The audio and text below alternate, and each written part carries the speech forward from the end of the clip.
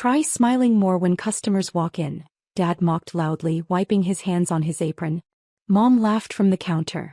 No wonder we barely make profit. Her face alone could scare off half the town. The regulars chuckled. I swallowed hard, pretending the coffee machine steam was the reason my eyes burned. Hi everyone. My name is Lila Hart, I'm 29. And for 5 years I poured my soul into our little family cafe. Every menu item, every brick, every late-night recipe test, all mine. But in my family, love is measured in obedience, not effort. Do you ever realize too late that your family doesn't see you as one of them but as free labor? That day I noticed it, the subtle shift. My brother Eric strutted in with his fiancée, Paige, wearing a designer coat I couldn't afford even after months of double shifts. Dad's eyes softened at her like she was the missing piece our cafe had needed all along. Lila, he said, Paige's got business sense. She'll help run things now, you can take a break. I laughed softly. A break? From the cafe I built. Mom shot me that look. The silent don't embarrass us here glare. By closing time, I'd been handed a folded piece of paper. A termination letter signed by my own father. Paige smiled, resting manicured fingers on Dad's shoulder. Don't take it personally, Lila. We just want to modernize things. The smell of espresso, once comforting, suddenly made me nauseous. Outside, the night air was cold, sharp. The cafe heart neon flickered behind me, half of the letters dimmed. I stood there holding that paper, realizing it wasn't just a job they'd taken. It was my identity. I remember whispering to myself, you taught me how to build something from nothing. Now watch what I do with that lesson. A bus passed, splashing muddy water over my shoes. It felt poetic somehow. Inside the glass door they laughed around my counter, my recipes, my walls. But they didn't see me outside, already picturing the moment their perfect plans would collapse. And it would all begin with one cancelled reservation. The next morning I woke up before sunrise. Muscle memory from years of opening the cafe alone. Except now my keys didn't matter anymore. They'd changed the locks overnight. Through the window I watched Paige arranging pastries I'd taught her to bake. Dad handed her the clipboard, my clipboard, while Eric carried in floral centerpieces for the rebrand. The sign above the door now read Cafe Heart and Future. I almost laughed. Future, huh? Mom waved me away when she saw me. Don't make a scene, Lila. Let your brother's fiancé help your father. You've done enough. Her voice held that tone, the one that always made me feel like a child even when I was paying their rent last year. I walked home with empty hands but a head full of noise.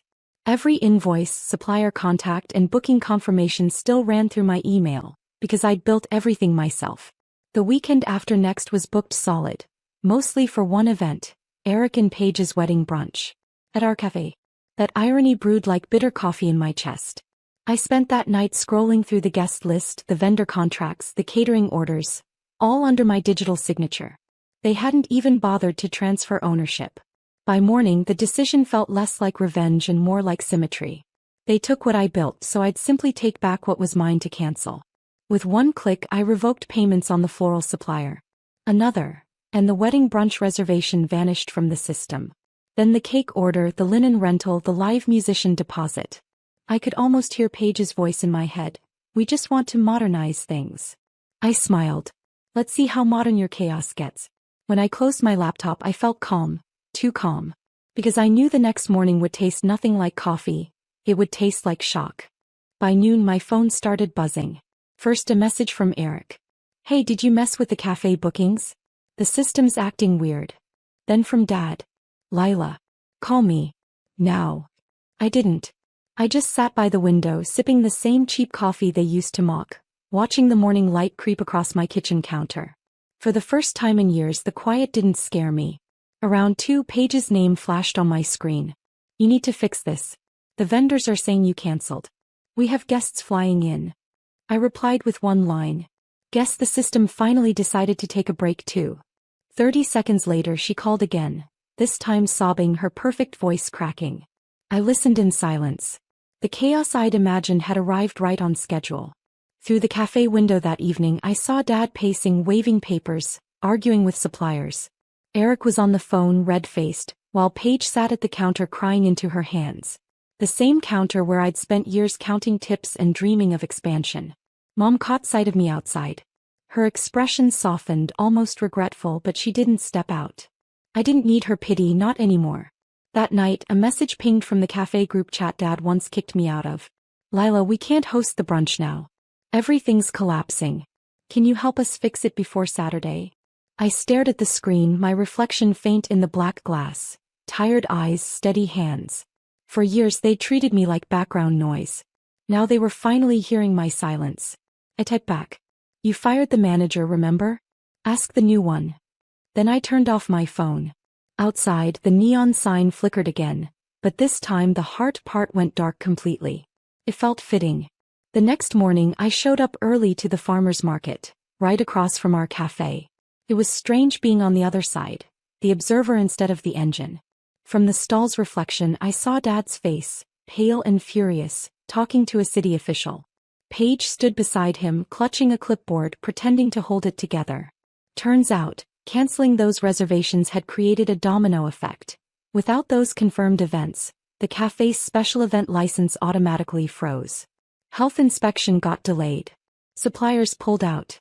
Refunds were demanded. Every system they ignored when they pushed me out was now pushing back. Eric spotted me through the window and stormed out. "Why would you do this, Lila? We're family." "Family," I repeated softly. "When you replaced me, did you remember that word?" He didn't answer. He just stood there, jaw tightening, knowing I had a point. Behind him, Paige was arguing on the phone, probably with the wedding planner. Dad rubbed his temples, muttering, "We'll fix it. We always fix it." But for once he sounded unsure. I should have felt triumphant. Instead I felt something quieter, a strange calm, like the moment before a storm passes. Because I wasn't done. Revenge wasn't about watching them fail. It was about watching them finally see what I'd carried for years. That evening I sat at my old desk, reopened the cafe's email, and saw a flood of messages. Suppliers, local bloggers, even loyal customers asking what happened. Paige had posted a tone-deaf, "We're rebranding for better service" post, and people were furious. Comments poured in. "Where's Lila? She built that place." Cafe heart died when she left. I read every line slowly, letting the warmth of validation sink in. They had taken my name off the door, but not out of people's hearts. I leaned back and whispered, almost to myself, "They wanted a future without me. Now they can live in it." 2 days later I walked past the cafe again, not out of nostalgia but curiosity. The windows that once gleamed were streaked with fingerprints. The smell of burnt espresso hung in the air. Inside, Paige fumbled behind the counter while a line of frustrated customers muttered under their breath. Dad was barking orders. The grinders jammed again. "Where's the order sheet?" Eric tried to help, but he didn't even know where the cups were kept. It was chaos. A living, breathing example of what happens when people mistake ownership for understanding. I stayed outside, blending into the crowd, listening to the fragments of complaints. "She charged me twice. They changed the menu again? Where's Lila? The coffee used to taste better." The ache in my chest wasn't anger anymore. It was release. That night, Paige posted a desperate story on social media. "Please be patient with us as we rebuild. Cafe Heart and Future is still your favorite local spot." But the comment section had turned into an online funeral. Customers demanded refunds, old suppliers exposed unpaid invoices, and one influencer even tagged me. "Bring back the real creator. Hashtag Lila built this." Dad finally called me again. His voice was cracked, not from rage this time but defeat. "Lila," he said quietly, "we could use your help. Just until things settle." I didn't say anything. I let the silence stretch long enough for him to hear what it felt like to be ignored. Then I whispered, "You already replaced me, remember? Let her fix it." He sighed. "You're still my daughter." I replied softly, "And that cafe was still my home." "You sold both." When the call ended I sat there in the dark, the city's hum outside my window. For years I'd begged them to see my worth. Now they finally did, through the cracks of everything they destroyed. And deep down I knew, their fall wasn't over yet. By the next weekend the grand reopening brunch turned into a public disaster. The florist never showed. The power flickered twice before noon. And a video of Paige screaming at a supplier in the parking lot had already gone viral in town Facebook groups. I didn't have to lift a finger anymore. The universe had joined in. That morning I was at a small art cafe across town, the one that had always inspired me when I was young. The owner, a kind older woman named May, recognized me instantly. "You're Lila Hart, right? The girl who built Café Hart. Everyone's talking about what happened." I nodded quietly, expecting judgment, but instead she smiled. "You're welcome to use my back kitchen if you ever want to start again." Her words struck deeper than she knew. I'd been so focused on tearing down what they stole from me, I'd forgotten the part of me that still wanted to create. Later that day, curiosity dragged me back near the cafe once more. There it was, the dream cafe my dad had trusted Paige to run, with "temporarily closed" taped to the door. Inside, I saw Dad arguing with a landlord. Eric stood silently beside him, his shoulders slumped. Paige was nowhere in sight. I overheard fragments. "We can't cover the rent. The wedding cancellation set us back months. Vendors are suing for breach of contract." It was poetic, not just karma but clarity. They'd built a kingdom on the foundation I laid, then kicked out the architect. I walked away slowly, the cool breeze brushing my face, and texted May. "About that offer. Is your kitchen still open?" She replied with a heart emoji and, "Always." For the first time in months, my chest didn't feel heavy. It felt ready. Because sometimes revenge isn't about burning the past. It's about building something brighter right next to its ashes. The following month, the new cafe opened under a soft blue awning that read Hearthlight. It was small, warm, and quiet, the kind of place that smelled like vanilla and hope. I didn't announce anything online. No grand openings. No family invites. Just the hum of espresso and the sound of people finding comfort again. Within a week, familiar faces began showing up. Old customers who once called me the heart of Café Hart. They smiled when they saw me behind the counter. "Finally," one woman said, sipping her latte, "coffee that tastes like love again." Word spread fast. A local blogger posted a photo captioned, "When family throws you out of your dream, build a better one." Hearthlight by Lila Hart, easily the best new cafe in town. Meanwhile, across the street, Café Hart and Future had become a ghost. Its once busy doorway was boarded up. The neon sign flickered hee-haw-tee, like it couldn't decide whether to die or hold on. One afternoon I saw Dad standing outside my cafe window. He didn't come in, just watched quietly as I served a line of customers that stretched out the door. When our eyes met, his expression wasn't angry anymore. It was something heavier, regret. He finally stepped inside, slow and uncertain. "I wanted to see what you made," he said. "It's beautiful, Lila." I nodded, keeping my tone even. "Thanks. It's built with lessons I learned from you." He hesitated. "Maybe we could work together again someday?" I smiled politely. "Maybe. But this time it'll be my name on the sign." He nodded, almost proud, almost ashamed, and walked out. Through the glass, I watched him pause at the crosswalk, staring between the two cafes.